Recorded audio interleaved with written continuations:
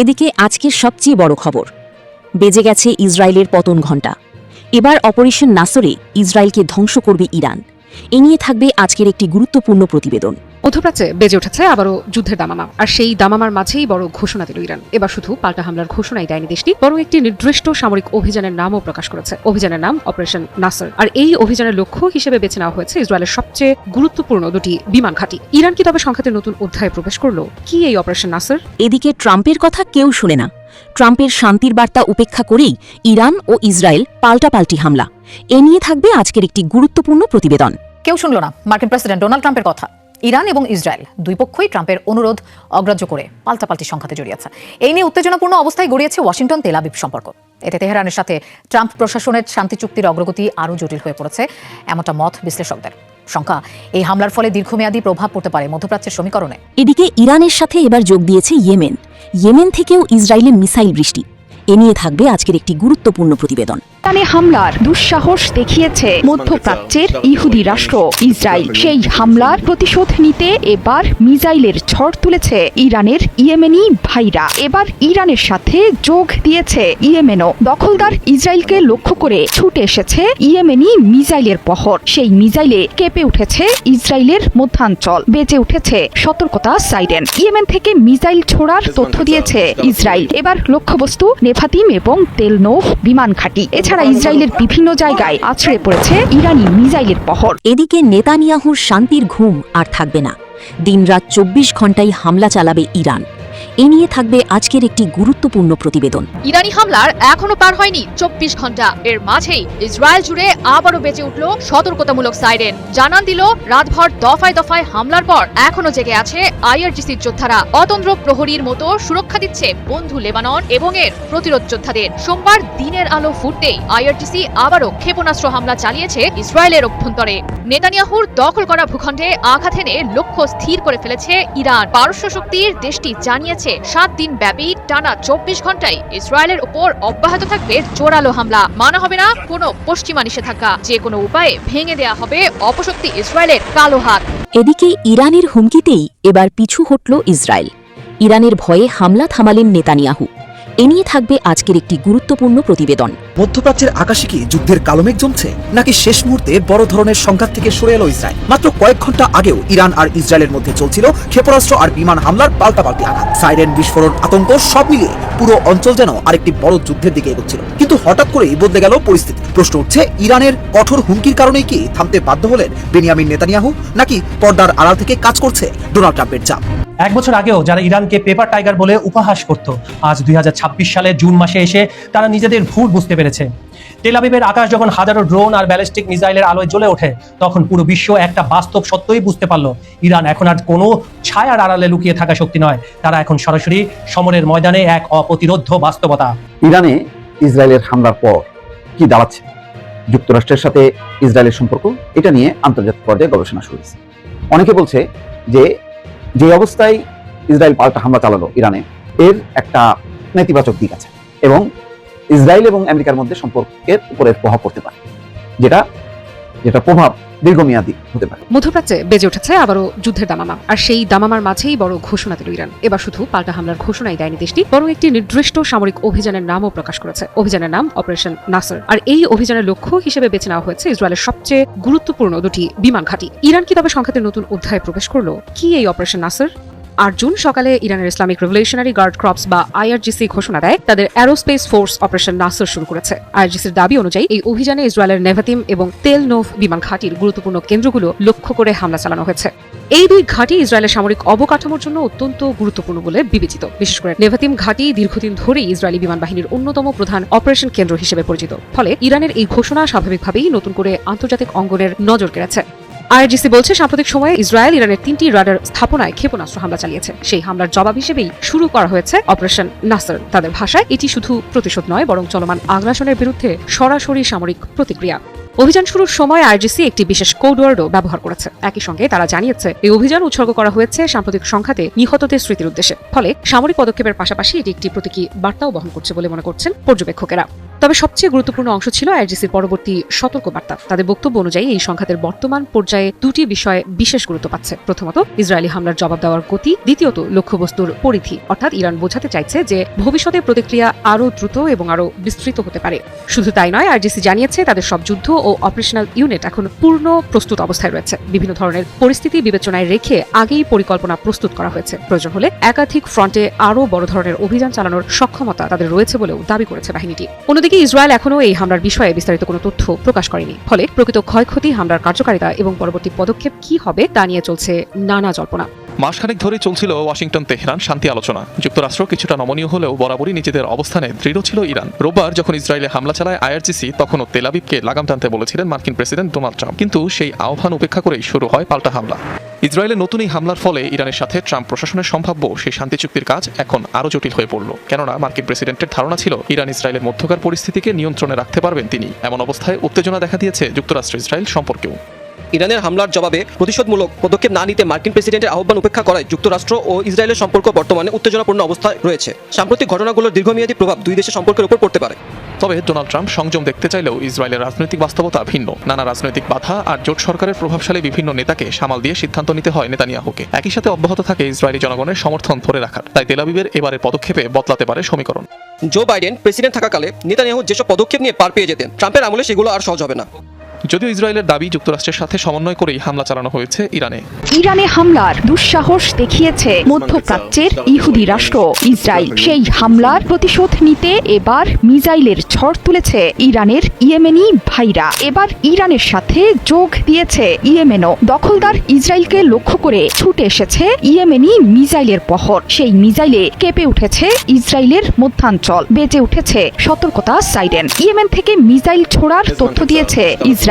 এবার লক্ষ্যবস্তু নেফাতিম এবং তেল নৌফ বিমান ঘাঁটি। এছাড়া ইসরায়েলের বিভিন্ন জায়গায় আছড়ে পড়েছে ইরানি মিসাইলের বহর। ইরান নেতৃত্বাধীন প্রতিরোধ অক্ষের অন্যতম সদস্য ইয়েমেন। দীর্ঘদিন ধরে খানিকটা নিশ্চুপ ছিল ইয়েমেনের প্রতিরোধ যোদ্ধারা। এবার আড়মোড়া ভেঙে জেগে উঠল তারা। রোববার যুদ্ধবিরতি লঙ্ঘন করে লেবাননের রাজধানী বৈরুতে ভয়ঙ্কর আগ্রাসন শুরু করে ইসরায়েল। এর জবাবে ইসরায়েলের উত্তরাঞ্চলে অন্তত 10টি মিসাইল ছুড়েছে তেহরান। পাল্টা প্রতিশোধ নিতে সোমবার সকালে রাজধানী তেহরান, ইস্পাহান সহ অন্তত 3টি শহরে পাল্টা মিসাইল হামলা চালিয়েছে তেল আবিব। এর কয়েক ঘন্টা পরেই ইসরায়েলে মিসাইল ছুড়েছে ইয়েমেনের প্রতিরোধ যোদ্ধারা। তবে ইসরায়েলের হিব্রু গণমাধ্যমের দাবি, ইয়েমেন থেকে ছোড়া মিসাইলটি প্রতিহত করেছে তেল আবিব। যদিও আশ্রয় কেন্দ্রে যাওয়ার সময় আঘাত পান একজন ইসরায়েলি। ইসরায়েলের জরুরি সেবা সংস্থা ম্যাগেন ডেভিড অ্যাডম জানিয়েছে, প্রতিরোধ যোদ্ধাদের ছোড়া মিসাইল হামলায় এখন পর্যন্ত হতাহতের কোনো খবর পাওয়া যায়নি। আশ্রয় কেন্দ্র থেকে মানুষকে বের হয়ে আসতে বলেছে আইডিএফ। লেবাননে হামলার জবাবে প্রায় 2 মাস পর যুদ্ধবিরতির মধ্যে ইসরায়েলে মিসাইল ছুড়েছে ইরানের ইসলামিক রেভলিউশনারি গার্ড কোর। এর পশ্চিম ও মধ্য ইরানে সামরিক লক্ষ্যবস্তুতে আঘাত হানে ইসরায়েলি বিমান বাহিনী। ইরানের রাষ্ট্রীয় বার্তা সংস্থা বলেছে, আকাশ থেকে নিক্ষেপণযোগ্য ব্যালিস্টিক মিসাইল ব্যবহার করে ইরানের ভূখণ্ডে বিভিন্ন লক্ষ্যবস্তুতে হামলা চালিয়েছে ইসরায়েল। ইসরায়েলের হামলার পর ইরানের 3টি শহরে বিস্ফোরণের খবর পাওয়া গেছে। তেহরান, তাবরিজ ও ইস্পাহানে বেশ কয়েকটি বিস্ফোরণ হয়েছে। এমনকি কেঁপে উঠেছে মধ্যাঞ্চল।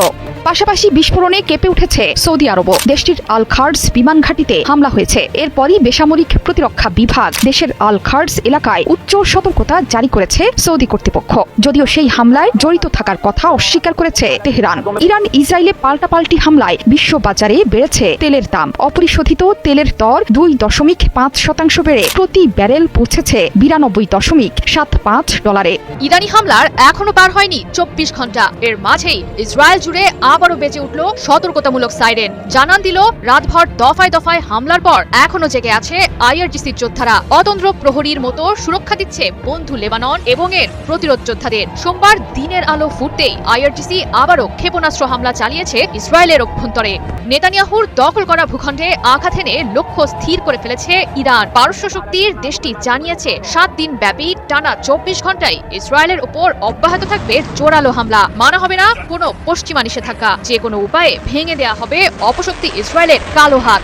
সোমবার বাংলাদেশ সময় সকাল 10:10 ইসরায়েলে আঘাত হানে ইরান। তবে আইআরজিসির তরফ থেকে কতগুলো ক্ষেপণাস্ত্র ছোড়া হয়েছে সেটি এখনো নিশ্চিত নয়। ইসরায়েলি সংবাদ মাধ্যম টাইমস অফ ইসরায়েলের প্রতিবেদনে বলা হয়, ইসরায়েলের মধ্যাঞ্চল বিয়ারশেবা এবং এর আশেপাশের অঞ্চলকে কেন্দ্র করে চালানো হয়েছে নতুন করে ক্ষেপণাস্ত্র হামলা। সেগুলো প্রতিহত করার চেষ্টা করছে ইসরায়েলের আকাশ প্রতিরক্ষা ব্যবস্থা। ধারণা করা হচ্ছে জেরুজালেম, বিয়ারশেবা এবং তেল আবিবের বেন গুরিয়ন বিমানবন্দরেও আছড়ে পড়তে পারে ইরানের ছোড়া শক্তিশালী ক্ষেপণাস্ত্র। ইসরায়েলকে চাপে রাখতে ইতোমধ্যেই প্রতিবেশী ইরাক এবং সিরিয়ার সঙ্গে আকাশ সীমা বন্ধ রেখেছে ইরান। রোববার রাতেই লেবাননে অব্যাহত ইসরায়েলি হামলার জবাব দিয়েছে আইআরজিসির যোদ্ধারা। উত্তর ইসরায়েলকে লক্ষ্য করে ছুড়েছে এক ঝাঁক ব্যালিস্টিক ক্ষেপণাস্ত্র। নেতানিয়াহু প্রশাসন তাৎক্ষণিকভাবে নির্দেশ দিয়েছে ইসরায়েল জুড়ে যাবতীয় শিক্ষা প্রতিষ্ঠান বন্ধ রাখার। বাড়িঘর ছেড়ে সেফ হোম ও আশ্রয় কেন্দ্রে যাওয়ার আহ্বান জানানো হয়েছে ইসরায়েলের অধিবাসীদের। ইসরায়েলের অভ্যন্তরে ইরানের হামলার জেরে শঙ্কিত ট্রাম্প প্রশাসন। নেতানিয়াহুকে নির্দেশ দিয়েছেন মার্কিন প্রেসিডেন্ট ডোনাল্ড ট্রাম্প। আহ্বান জানিয়েছেন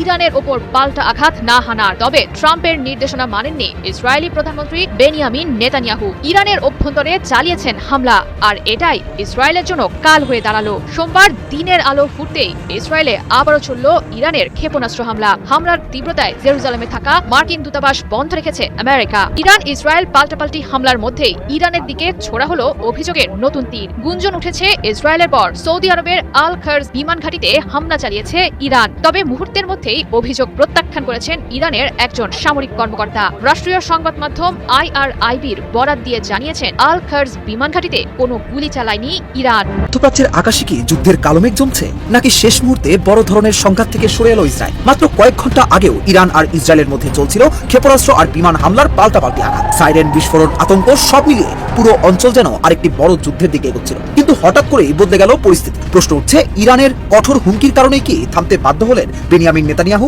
নাকি পর্দার আড়াল থেকে কাজ করছে ডোনাল্ড ট্রাম্পের চাপ? ঘটনার শুরু বৈরুতে ইসরায়েলি হামলা দিয়ে। ইসরায়েলের দাবি তারা হিজবুল্লাহর লক্ষ্যবস্তুতে আঘাত করেছে, কিন্তু এর জবাবে রবিবার রাতে ইরান সরাসরি ইসরায়েলের দিকে ক্ষেপণাস্ত্র ছোড়ে। ইরানের রেভলিউশনারি গার্ড জানায়, এই হামলা ছিল একটি সতর্কবার্তা। তেহরান স্পষ্ট করে দেয়, লেবাননে হামলা অব্যাহত থাকলে আরো বড় জবাব আসবে। এরপরই সোমবার ভোরে ইসরায়েল ইরানের ভেতরে একাধিক সামরিক লক্ষ্যবস্তুতে বিমান হামলা চালায়। তেহরানের কাছাকাছি এলাকা ইস্পাহান, তারবিজ সহ বিভিন্ন শহরে বিস্ফোরণের খবর আসে। মধ্যপ্রাচ্য জুড়ে তখন একটাই প্রশ্ন, আবার কি পুরো অঞ্চল জড়িয়ে পড়বে সর্বাত্মক যুদ্ধে? মার্কিন প্রেসিডেন্ট ডোনাল্ড ট্রাম্প প্রকাশ্যে জানান, তিনি নেতানিয়াহুকে ফোন করে হামলা থেকে বিরত থাকার আহ্বান জানিয়েছেন। ট্রাম্পের ভাষায় যুক্তরাষ্ট্র ও ইরান একটি সম্ভাব্য সমঝোতার খুব কাছাকাছি পৌঁছে গেছে এবং নতুন হামলা সেই প্রক্রিয়াকে ধ্বংস করে দিতে পারে। শুধু তাই নয়, বিভিন্ন আন্তর্জাতিক গণমাধ্যমের তথ্য অনুযায়ী ট্রাম্প নেতানিয়াহুকে সতর্ক করে বলেন, সংঘাত যদি পূর্ণাঙ্গ যুদ্ধে রূপ নেয় তাহলে ইরানের সঙ্গে একাই লড়াই করতে হবে ইসরায়েলকে। এর কিছুক্ষণের মধ্যেই ঘটনায় আসে নাটকীয় মোড়। ইরানের সশস্ত্র বাহিনী ঘোষণা দেয় তারা আপাতত তাদের সামরিক অভিযান বন্ধ করেছে। তবে একই সঙ্গে হুঁশিয়ারি দেয়, ইসরায়েল আবার হামলা চালালে আরো কঠোর জবাব দেওয়া হবে। অন্যদিকে নেতানিয়াহু জানান, এই মুহূর্তে ইসরায়েল হামলা চালাচ্ছে না, তবে তিনি স্পষ্ট করে দেন লড়াই শেষ হয়নি এবং প্রয়োজন হলে আরো অভিযান শুরু হবে। অর্থাৎ যুদ্ধ থেমেছে কিন্তু উত্তেজনা থামেনি। বিশ্লেষকদের মতে ইরানের সরাসরি ক্ষেপণাস্ত্র হামলা এবং আরো বড় আঘাতের হুঁশিয়ারি পরিস্থিতিকে নতুন মাত্রা দিয়েছে। একই সঙ্গে ওয়াশিংটনের কূটনৈতিক চাপও বড় ভূমিকা রেখেছে। তাহলে কি সত্যি ইরানের জবাবে বদলে গেছে খেলার নিয়ম, নাকি এটি কেবল ঝড়ের আগে নীরবতা? একদিকে ইরানের সতর্কবার্তা, অন্যদিকে নেতানিয়াহুর পাল্টা হুমকি। সবকিছুই ইঙ্গিত দিচ্ছে মধ্যপ্রাচ্যের সংকট এখনো শেষ হয়নি। বিশ্বজুড়ে কোটি কোটি মানুষ অপেক্ষায় আছে পরবর্তী পদক্ষেপের জন্য, কারণ একটি ভুল সিদ্ধান্ত, একটি নতুন হামলা অথবা একটি ভুল হিসাব মুহূর্তেই আবার জ্বালিয়ে দিতে পারে পুরো অঞ্চলকে। এখন দেখার বিষয়, শান্তির পথ শক্তিশালী হয় নাকি আবারও গর্জে ওঠে ক্ষেপণাস্ত্রের শব্দ। ইরানে ইসরায়েলের হামলার পর কি দাঁড়াচ্ছে যুক্তরাষ্ট্রের সাথে ইসরায়েলের সম্পর্ক, এটা নিয়ে আন্তর্জাতিক পর্যায়ে গবেষণা শুরু হয়েছে।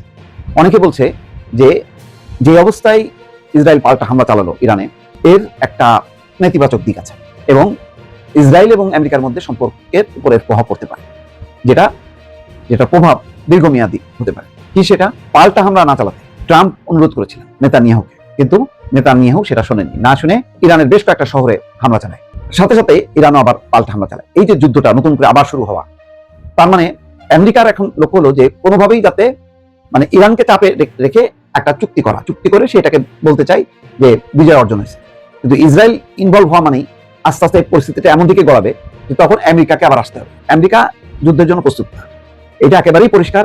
আমেরিকার সামর্থ্য থাকুক আর না থাকুক, যেহেতু জনমত, তার নিজের দল এবং বিরোধী ডেমোক্র্যাট সব পক্ষই চায় যে আর যাতে না বাড়ুক এই যুদ্ধের ব্যাপারে, আমেরিকা আর যাতে অগ্রসর না হয়, এবং সেই বিষয়টা বারবার ভণ্ডুল করে দিচ্ছে নেতানিয়াহু। ইসরায়েলের হামলাটা কেন? ইসরায়েলের হামলার একটা যৌক্তিক কারণ হলো যে তেহরান বারবার বলছিল যে টোটাল মধ্যপ্রাচ্যে তারা যুদ্ধের অবসান চায়। এটা ভালো প্রস্তাব, ভালো আহ্বান, এবং উপসাগরীয় সবগুলো দেশই তাই চায় যে এখানে যাতে পাল্টা হামলা না হয়। কিন্তু ইসরায়েল সেটা মানছে না মেনে সে যখনই সুযোগ পাচ্ছে সে তখনই হামলা চালাচ্ছে।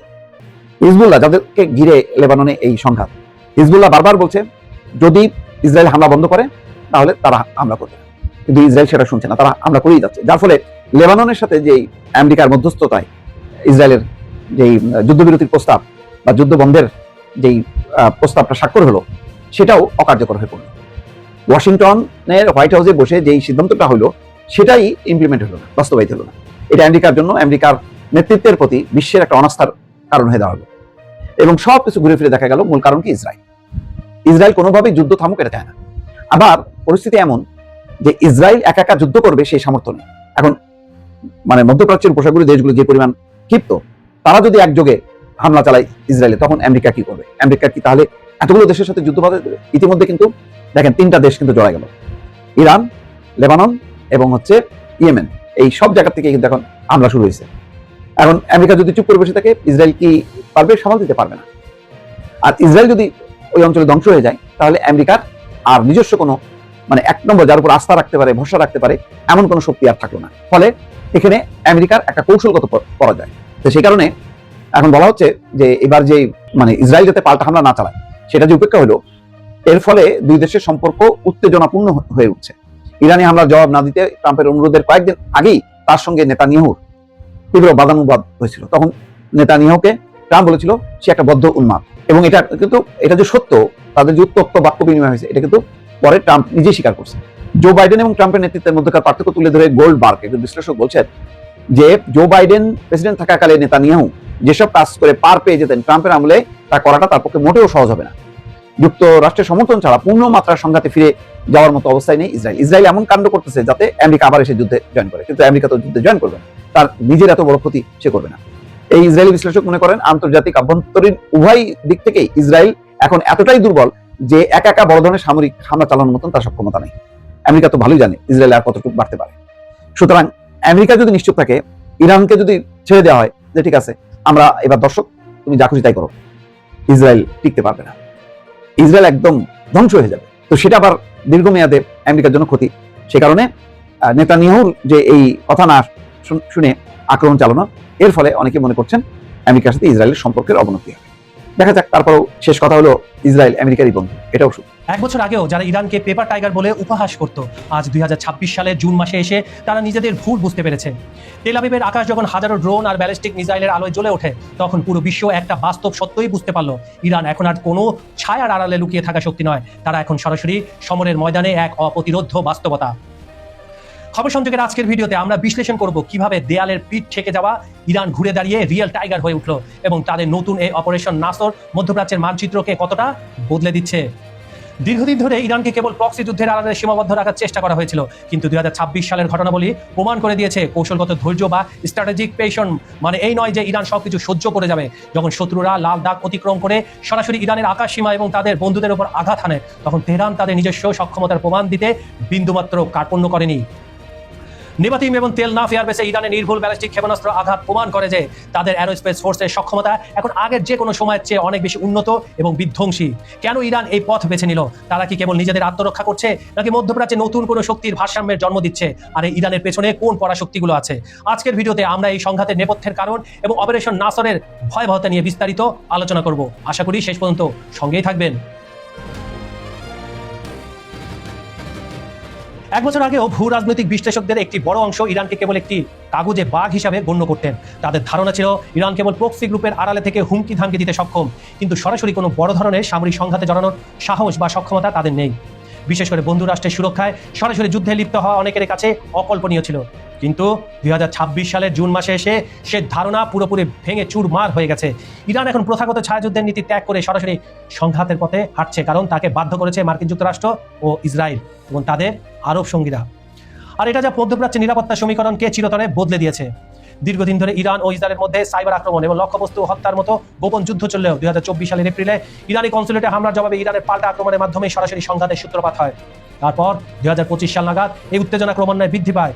এবং 2026 সালে ফেব্রুয়ারিতে ইসরায়েল ও যুক্তরাষ্ট্রের যৌথ অভিযান অপারেশন এপিক ফিউরি পরিস্থিতিকে চরম সীমানায় নিয়ে যায়। ইরানের অভ্যন্তরে সামরিক অবকাঠামো এবং শীর্ষ নেতৃত্বের উপর চালানো সেই হামলায় দেশটির প্রতিরক্ষা ব্যবস্থার নেতৃত্ব মারাত্মকভাবে ক্ষতিগ্রস্ত হলেও অর্থনৈতিক স্থবিরতা ও সামরিক সক্ষমতার সংকটে ইরান তখন অনেকটা কোণঠাসা হয়ে পড়েছিল বলে পশ্চিমারা ধারণা করেছিল। তবে দেয়ালে পিঠ ঠেকে যাওয়া ইরান ভেঙে না পড়ে বরং আরও আক্রমণাত্মক ও শক্তিশালী হয়ে ওঠে। গত কয়েক মাসে ইরান, লেবানন ও ইয়েমেনের প্রতিরোধ যোদ্ধাদের সাথে নিয়ে ইসরায়েলের উপর শত শত ড্রোন ও ক্ষেপণাস্ত্র হামলা চালিয়েছে। এছাড়া মধ্যপ্রাচ্যের মার্কিন ঘাঁটিগুলো মাটির সাথে মিশিয়ে দিয়েছে। বিশেষ করে গতকাল লেবাননের দাহিয়া এলাকায় ইসরায়েলি হামলার জবাবে ইরান যে ব্যালিস্টিক ক্ষেপণাস্ত্র হামলা চালিয়েছে তা প্রমাণ করে যে তারা এখন নিজস্ব রেড লাইন নির্ধারণে অত্যন্ত কঠোর। রামাত ডেভিড এয়ারবেস ও ইসরায়েলের গুরুত্বপূর্ণ স্থাপনা লক্ষ্য করে চালানো এই নিখুঁত হামলা ইঙ্গিত দেয় ইরান এখন শুধুমাত্র নিজের উপর হামলা নয় বরং বন্ধুদের উপর আক্রমণকেও সরাসরি যুদ্ধ ঘোষণার সমতুল্য মনে করে, কারণ ইরান বন্ধুত্বের মর্যাদা দিতে জানে। লেবানন এবং ফিলিস্তিনের উপর যখন দিনের পর দিন ইসরায়েল অত্যাচার চালাচ্ছে, যখন আরব রাজাদের মুখে কুলুপ এঁটে দেওয়া হয়েছে, তখন ইরানই একমাত্র দেশ সে যার মুসলমান ভাইদের পক্ষে হয়ে দাঁড়িয়েছে। আর এই অভাবনীয় পরিবর্তনের পেছনে বেশ কিছু কৌশলগত কারণ রয়েছে। নাম্বার 1, অর্থনৈতিক নিষেধাজ্ঞা এবং সামরিক অবকাঠামো ধ্বংস হওয়ার পর ইরানের কাছে অ্যাগ্রেসিভ ডিটারেন্স বা আক্রমণাত্মক প্রতিরোধী টিকে থাকার একমাত্র পথ হয়ে দাঁড়িয়েছে। নাম্বার 2, লেবানন ও ইয়েমেনের প্রতিরোধ যোদ্ধাদের সাথে নিয়ে তারা যুদ্ধের ফ্রন্টকে বহুমুখী করতে পেরেছে। নাম্বার 3, বিগত বছরগুলোর অভিজ্ঞতা থেকে তারা ক্ষেপণাস্ত্র প্রযুক্তি, স্যাচুরেশন অ্যাটাক এবং সামরিক সমন্বয় সক্ষমতা বহুগুণ বাড়িয়ে দিয়েছে। এছাড়া নতুন নেতৃত্বের জন্য অভ্যন্তরীণ সমর্থন ধরে রাখতে এবং কঠোর অবস্থানে একটি অপরিহার্য রাজনৈতিক কৌশল হয়ে দাঁড়িয়েছে। এবং নাম্বার 4, সবচেয়ে গুরুত্বপূর্ণ যেটা, চীন এবং রাশিয়ার সহযোগিতায় ইরান আরও অদম্য হয়ে উঠছে। ইরানের এই নতুন রূপ মধ্যপ্রাচ্যকে এক চরম অস্থিরতার দিকে ঠেলে দিয়েছে। হরমুজ প্রণালীতে তেল সরবরাহ বিঘ্নিত হওয়ার আশঙ্কা বিশ্ব অর্থনীতিতে বড় ধরনের ঝুঁকি তৈরি করেছে। যুক্তরাষ্ট্র ও ইসরায়েলের সাথে চলমান যুদ্ধবিরতির প্রচেষ্টাগুলো এখন বেশ ভঙ্গুর, কারণ ইরান তাদের শর্ত থেকে নড়বে না আর ইসরায়েল এই শান্তি চুক্তি হতে দিবে না। মাঝখানে ট্রাম্প শুধু লাফালাফি করবে।